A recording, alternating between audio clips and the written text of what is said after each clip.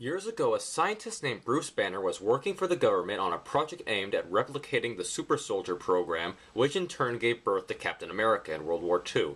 As is the case with most scientific experiments in comic book films, the experiment goes horribly wrong and Banner becomes something monstrous. When he gets mean, he turns green and becomes the Incredible Hulk. Now on the run from the government, Bruce has been traveling the world in hopes of discovering a cure for his problem. Along the way, he comes across his old flame, Betty Ross, who is now dating Phil from Modern Family. Will there be a love triangle? Thankfully, no.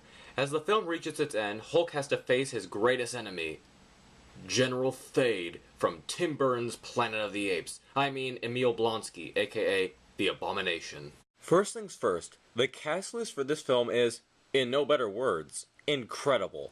Edward Norton as Bruce Banner, Tim Roth as Blonsky, and William Hurt as General Ross.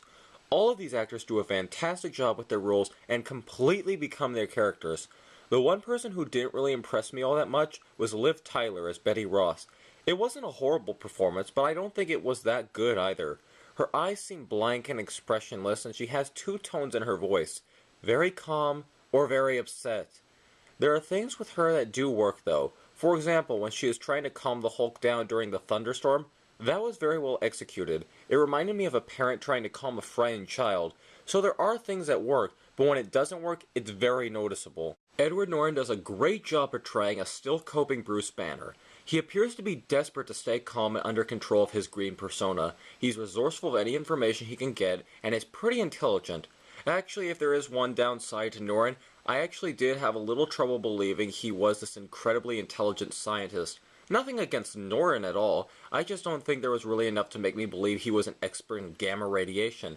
I could buy that he was smart though, learning different languages, coming up with tactics to throw off the government. That was all fine. I also love the fact that he had a heart monitor, which would indicate to both him and the audience when he was about to Hulk out. That was pretty clever. Marvel could have easily made another origin story since this film is indeed ignoring the 2003 Ang Lee film. What the film does instead is brilliant. The origin is all explained during the opening credits of the film, a few seconds worth of clips detailing the accident and Banner's flight from the government, followed by various newspaper articles describing the Hulk. Way to save us all so much time, Marvel. The movie also has a lot of references to the Hulk TV show, as well as a lot of cameos. Bill Bixby, the actor who played the original Bruce Banner, shows up on a TV show that Edward Norton is watching. Lou Ferrigno, the actor who played Hulk on the TV show, also pops up in two roles, as a security guard and as the voice of Hulk. And let us not forget Stan Lee's traditional cameo. In this movie, Stan the Man drinks a soda that contains some of Banner's blood. Stan becomes sick, but don't worry folks, you can't kill off the Stanmeister. There are three highlights to the film. The first two are two of the Hulk's fights, the one at the college campus and the final one with Abomination. It was very nice that we got to have both our traditional Hulk versus the army battle and then have Hulk face off against a villain who actually has potential in taking him down. The best part of the film, in my opinion, is seeing Dr. Stearns, played by Tim Blake Nelson, in the movie. He's this dweeby but very animated scientist who has been helping Banner come up with a potential cure. I thought the portrayal was very well done and it offered the right amount of comic relief.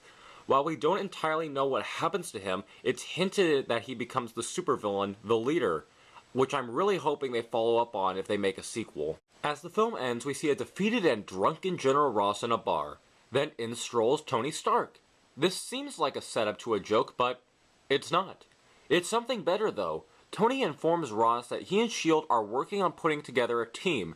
This officially confirms the fact that an Avengers movie was in the works. The Incredible Hulk is not the best in the Marvel Cinematic Universe, but I don't think it deserves the panning that it has gotten by most critics. It has a great cast, decent effects, and a good portrayal of the Hulk character.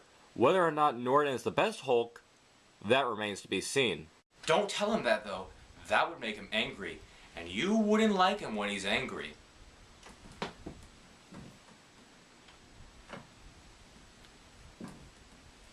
3 more to go.